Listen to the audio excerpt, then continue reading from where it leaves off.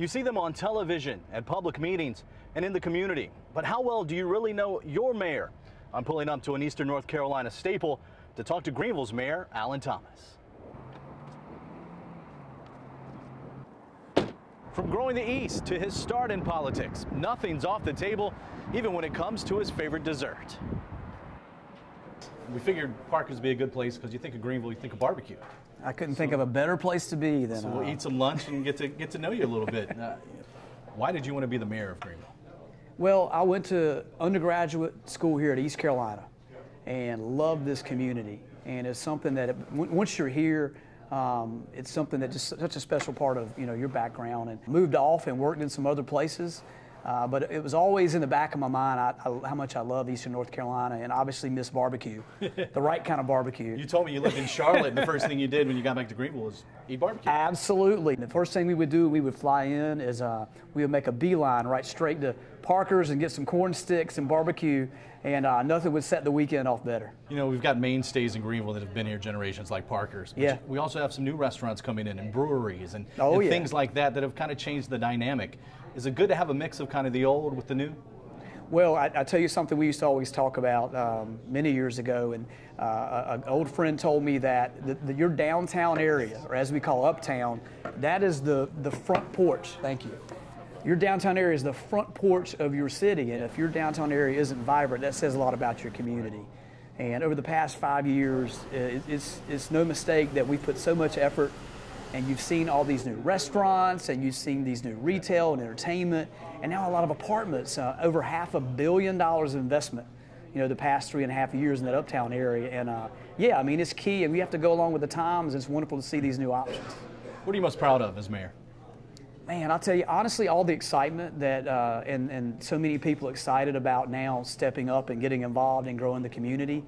I think the hard part is those early believers when you finally start and say, well, what do we do? What do we invest in? When we, 5 years ago, we didn't have an uptown organization, right. Believe it or not. We didn't have an Office of Economic Development, and all those things are key if you want your community to grow. You have to have a plan, but honestly, really just seeing so many people now recognizing, not just in Greenville, Pitt County, but in a couple of weeks, we have the mayors of Charlotte, the mayors of Greensboro, and Mayor of Raleigh and Winston-Salem. They're all coming here. They want to look at what we're doing here in the East and show their support, across North Carolina and these areas that are growing. You mentioned other mayors. What kind of a relationship do you have with other mayors here in Eastern North Carolina, B.J. Murphy and Kinston and other municipalities? We work on something we call the Quad East Club. That's what we call it. Back in the day, there was a day when maybe a Greenville or a New Bern or Washington may have thought, well, we're competing against these cities. But the way we look at it in a modern economy is we're not competing against our neighboring city. We're competing against some region in Texas or some other part of the world. So what's good for Kinston is good for Greenville. Yep. And we talk on a regular basis, and we call it Quad East, all of us working together here in this part of the state. And when they get a new resource, we think that is great, and we have the same support from them. What did you learn about the people in Greenville after Hurricane Matthew? What did you learn about yourself? Well, you know this. This community is the most giving community that you would ever want to live in. When a neighbor is in need of help in Greenville, or if someone is in another part of the state, when people saw we were in trouble, then we had firefighters, we had families that just showed up here from out of Virginia, out of Raleigh, and all over the North Carolina. They just came and showed up in Greenville and said, how can we help? Can we bring supplies in from our churches? Yeah. Can we come in and knock out drywall and help a senior citizen that needs something? The motto here in Greenville is find yourself in good company. And we really believe that, and we live that every day. What did you learn about yourself after Hurricane Matthew? I can survive without sleep for 5, 6, maybe 7 days at some point. I also learned I already knew this, but I have a wonderful family that are very patient. And I'm proud of my community. I mean, there's always going to be challenges. Let's face it, we always are trying to do our best with people who struggle with drug addiction, people who struggle with crime, people that want to have a good future in this part of the state. And we have to wrap our arms around them and continue to make this place grow. Ready to get some food? I am ready to get some food. Let me get a small barbecue dinner, boiled potatoes and Brunswick steak. Are you watching your physique? Because normally, you would double down on that. Skipping the fried chicken today. Now, I told you the old saying of my uncle, if he's going to eat at Parker's, he comes in here with elastic on his pants to have more room to be able to eat as much as he can, right? I'll get the large combination with fried chicken, white meat. We'll do that and a little bit of barbecue. Corn sticks. Corn sticks. Yes. This is a corn sticks table. Yes. Right here, so. Pro corn sticks. You know, I grew up in Plymouth, about 45 minutes, hour away, and if we wanted to go to the mall, go shopping, go to the movies, go to a good restaurant, go to Parker's, we had to come to Greenville. Is it something that crosses your mind, City Council's mind, that you're not only, you know, there representing the citizens of Greenville, but your decisions impact this entire region? Very much so. Greenville is really growing by leaps and bounds, and as we know, as you go down the city and go down the boulevard, you're always greeted and met by somebody from all over Eastern North Carolina. That's the thing about Greenville. Either you've been to the hospital here, or someone in your family's been educated here, and it almost seems like the population doubles every day because so many people are throughout the community. But we love it, and it's a community that we really enjoy having so many people here.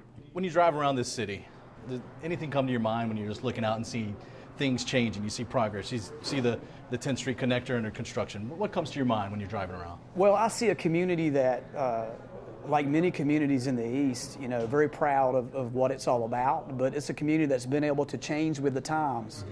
We know Greenville for so many years was known as an agricultural capital. A lot of warehouses here for tobacco, and that was it. If you're from Pitt County, you were known for having the most tobacco production per capita in the world, you know, back in the days. And unlike other areas of the country, you know, when the Rust Belt changed, the cities did not change with the new times. And Greenville has been blessed. We have a great, what used to be a teacher's college, evolved into a university, evolved into a med school and so many other elements. And then we have a small county hospital that turned into being one of the largest hospital systems in the entire country.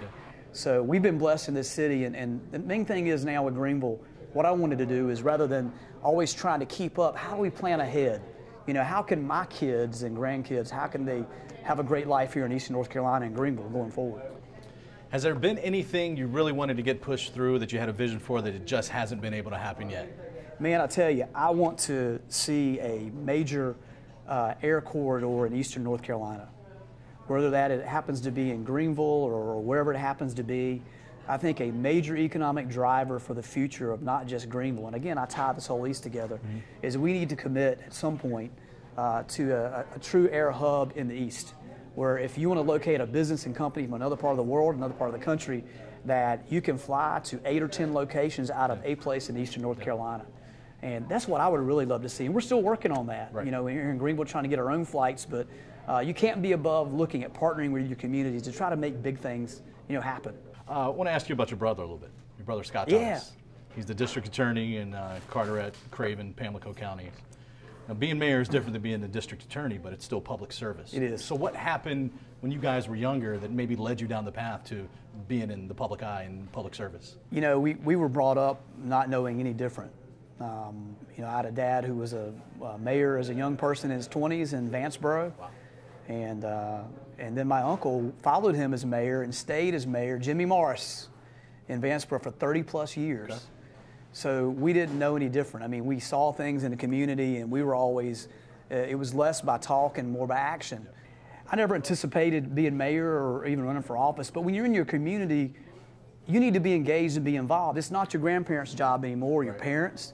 It's our turn to step up and build a future for our kids. Sitting down at Thanksgiving or Christmas at the dinner table, what's the conversation like?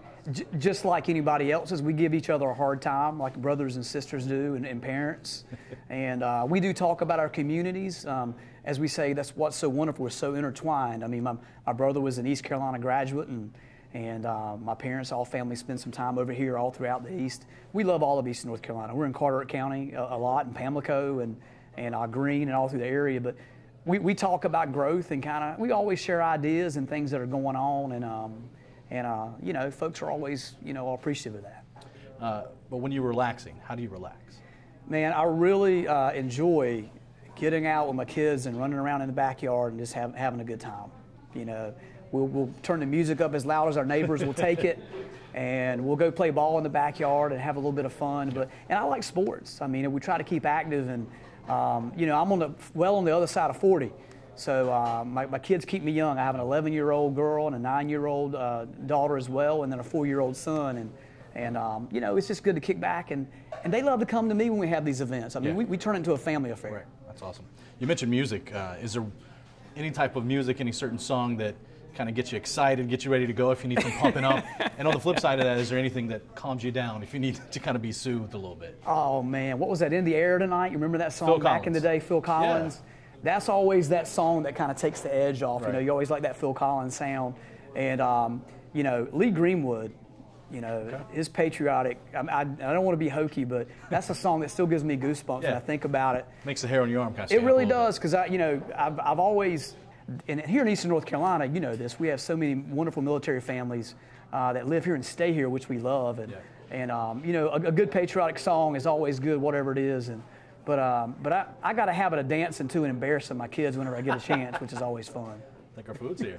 All right. Now look, we're going to have to negotiate these corn sticks. We're going to see who. Hopefully they're split up evenly. They're refillable, so you don't have They're refillable. There you go. We can have as many corn sticks as we want. And how about Billy Parker and Parker's, man? What a great place. What an institution. It is. It really is.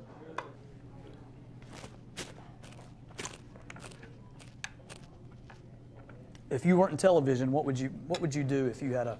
What would be your other career? If you weren't telling other folks' story, what would be your story? You know, I'm interviewing you now. Yeah, I like that. I like that. I would be involved in sports somehow. I don't know how. Okay. I'm too old to play anymore, but you know, growing up, I was like, I'm gonna play basketball in college. I'm gonna go pro, and Yep. I only grew to be 5'8", so that kind of hampered that a little bit. But and something in sports. I love sports. You sound like my story. 5 foot nothing, 100 and nothing, right? Playing high school ball, playing high school football and baseball, and you know, I actually was enough of it and had enough vinegar. I thought, well, I tried it at East Carolina. Yeah. Then I walk out there and notice everybody else was as fast and faster than me, but they were 6'2" and weighed 200 pounds. Well, that's when my older brother Scott was a senior when I was a freshman at East Carolina, and he was so funny. He said, "Yep, I know you enjoy playing sports." He goes, "But you know, the elections for student government are coming up, so maybe you should think about doing that." So the last day of filing, I went in and threw my name in the hat, you know, to run for student government. And it's amazing in life when you look back at the smallest little impulse of a decision, who's guiding your hand, and what that led. You know, being in SGA was incredible. It's really neat to kind of see, you know, those changes in life, how you come full circle and end up back here in Greenville in this community. The way politics works, no one's going to have a 100% approval rating. No. There's always going to be someone somewhere doesn't like what you're doing. Have you ever heard some feedback from someone that just threw you for a loop that you were like, what are you talking about? You know, have you just had someone just not like you for some ridiculous reason? I think we've all had this experience that there's some people you aren't going to always mesh with ideally, and there's some that you are. There's some that gravitate and some have different views. And I just think you got to be consistent. You know, I think that's all people can really ask for you in life. But yeah, I mean, there's been, especially early on here, my goal is to make everybody at some point at least, you know, be able to recognize that, you know, we're doing some things moving forward and try to do the best to earn their trust. For me, it's not so much about always agreeing. It's about earning folks' trust that they know we're sincere in what we're trying to do. Let's talk about some kind of off-the-cuff stuff. Sure. 3 things people don't know about you. Oh, man. That I'm often mistaken for Peter Brady. That would probably be the first one. We always have a good time with that. I think another would be that I'm a fairly decent artist. I love to sketch and draw. Really? All the time. I mean, all the time. It's something I've really always enjoyed. Even as a young person, I thought about the idea of maybe, you know, studying art and studying, you know, sketch drawing and colors and yeah, I mean, that's something that may not be as well known. And like you, I dreamed of being in the NFL. Okay. And being involved in sports. And I've had some interesting, and you know, with that, I worked in the motion picture movie industry for a good bit of time. And I was fortunate enough to, back in the 90s, to help recruit the movie industry here for the state of North Carolina, back when New York and California, and North Carolina was the 3rd largest movie producing state in the country back then. So I got meet a lot of interesting people in that industry. So, do you ever think there'll be one day when you say, you know, my time as mayor is over, it's time to pass the baton? Have you thought about that? I mean, you're a young guy, relatively young. I just want to leave it better than I found it. I think that's my goal, and it creates some energy and momentum.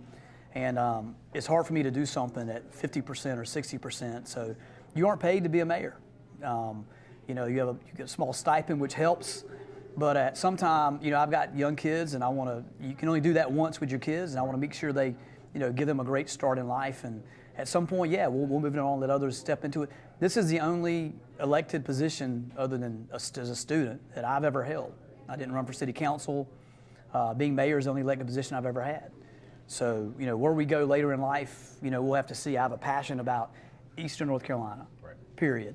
And wherever that takes me, we'll see. But yeah, I mean, there'll come a day that, and I always tell the school kids this, we always kid around over at the high schools, or just when we visit at school, I said, raise your hands, you know, if you want to be the next council member or mayor. And I always say, you can be it, you know. And it's true. Yeah.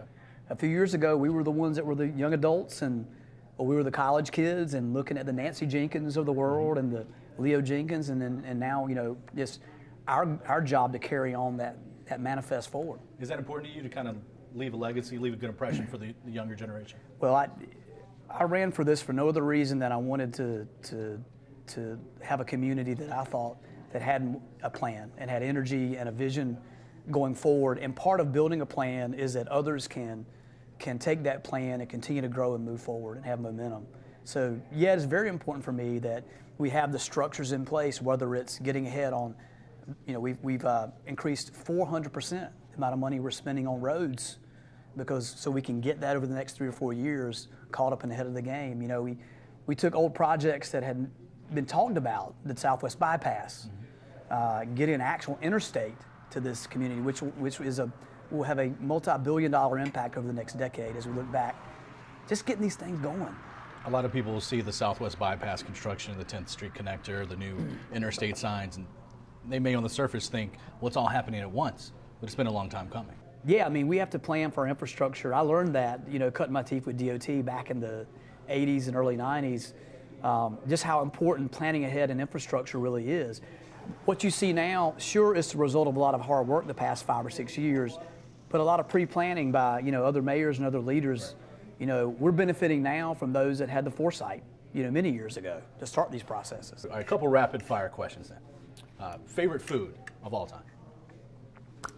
Oh man, favorite food of all time. See, I like to eat. Me too. That's a very difficult one. My favorite food that I really enjoy is, you know, a good steak, but it's got to come on the grill. Right. On my dad's grill. That's the best food ever. Charcoal or gas? Charcoal. Definitely charcoal. I'm a charcoal guy. Favorite vacation spot? Favorite vacation spot I love to go is Atlantic Beach. I really enjoy getting down to the beach and getting out in the water and just having a good time and getting wet. It's fun. Favorite TV show, current or past? Oh man, let's see. Right now, I'm a big Andy Griffith fan, so that may show. And the best thing about it is the whole series from first to womb to tomb is on Netflix. So it's nothing for myself and the kids. We'll sit there for a couple hours and watch Andy Griffith on an evening and really enjoyed it. You know. Favorite dessert? Man, this is going to be unusual. It's called Blueberry Yum Yum. Okay. And that's an old recipe from grandparents. And so it's a Craven County thing. That's a Craven County thing. You should definitely Google that. Blueberry Yum Yum is it's as good as it sounds. It really is. It has like a graham cracker crust to it and cream cheese, and then topped with blueberries all over it, and you chill it. And you have to be careful in one serving not to, you know, have to go buy more elastic pants because you have eaten too much. All right. So as mayor, what's one thing that really surprises you? Well, I'll blame you for this. Of course. We oftentimes you forget that Greenville is a community in itself, but because of the media, it propagates, especially in television, from the Virginia line almost down to Wilmington. Yeah. The most surprising thing to me is being in other parts of Eastern North Carolina and somebody walking up and saying, "Hey, Mayor, how you doing?" Right. You know, being in Princeville or some other small town in the Outer Banks, and somebody literally you forget sometimes because so much news comes out of Greenville. Right. And that's good, bad, and indifferent, you know, and that's what we often talk about. People always pay attention to Greenville because many times their kids were educated here, or they come here for health care and other things. But the most surprising thing for me as being mayor is being 200 miles away, and someone comes up and says, "Hey, Mayor, how you're doing?" But again, I blame you guys for that. Well, that's okay to be. We're blamed for a lot, but I think, well, that's not so bad. That's not so bad. That's funny. But it's great because I think many of them, they look at Greenville and see that's something that kind of, you know, what happens here impacts them. Mm-hmm. So they really track. So if, being in service here in this community, you realize that your mission is much more than Greenville, right, because so many people drive here from 2 counties away. Many on a daily basis. Yeah, just to work. Just to go to work, yeah, or medicine. So we kid about the fact there's about 93,000 people that live in Greenville, but on a given day it seems there are 200,000 people that live in Greenville. But we take that very seriously. We realize that a big part of what I do and what we do is to create an environment to where we keep people employed, not just in Greenville, but across the entire region. And we want to keep them serviced and safe and make a good area. So there's other towns. I've done economic stories in Washington, and when they go to try and track companies there, they mention, hey, we're close to Greenville, we're close to ECU, we're close to Vidant. Does that make you feel good? That, not that they're trying to latch on to Greenville or anything, but it's what makes their town attractive is its proximity to Greenville. Exactly, and we talk about that as well. Quality of life. There are so many variables and measurements about why business and companies will locate, but a huge component is once the spouse moves and kids move here, what is the quality of life? What's the education? What are the other pieces? And we tout the fact, the closest deep water is in Washington, North Carolina, or you can be to the beach, in an hour and 20 minutes from Greenville. Or if one of your spouses wants to work in RTP, now thanks to our interstate and 264, you're in Raleigh in an hour and 20 minutes. Another thing I like to see at some point, and this is actually on the DOT spec, is passenger rail from Greenville all the way to Charlotte. Really? Yeah. So that's actually on a future plan of the possibility to have rail that may run through here, even down to the coast in Moorhead. Wow. Because when I lived in Charlotte, many people it was easier to go down into South Carolina and get to the beaches of South Carolina than it was to come to the coast in North Carolina. Yeah. So it actually is a major priority here for the state. And how awesome would that be to have a passenger rail where you could get from here to Charlotte, and what that would do for the commerce of this community. That would be incredible. Yeah. So a lot of things out there, and like I tell people, we've had over $500 million of investment in our center of our city, and we also have had an equal amount in different clusters around the city. But I just wish I could talk about some of the projects that are coming down the pipe here for the next 2 and 3 years. You hadn't seen nothing yet. I'm really excited about what 2020 is what we call it, what Greenville 2020 is going to look like and beyond. It's going to be a great place, and we're not going to slow down. We're going to continue to put the things in place to be able to have a great future here for families. We see populations that are declining in other areas and other counties, and we want you to be able to live where you live and have a world-class job here. Or if you want, we want you to live here, and have a great future right here in Greenville. You can tell Mayor Thomas takes a lot of pride representing the people of Greenville, but even more so, you get a sense of his passion for all of Eastern North Carolina.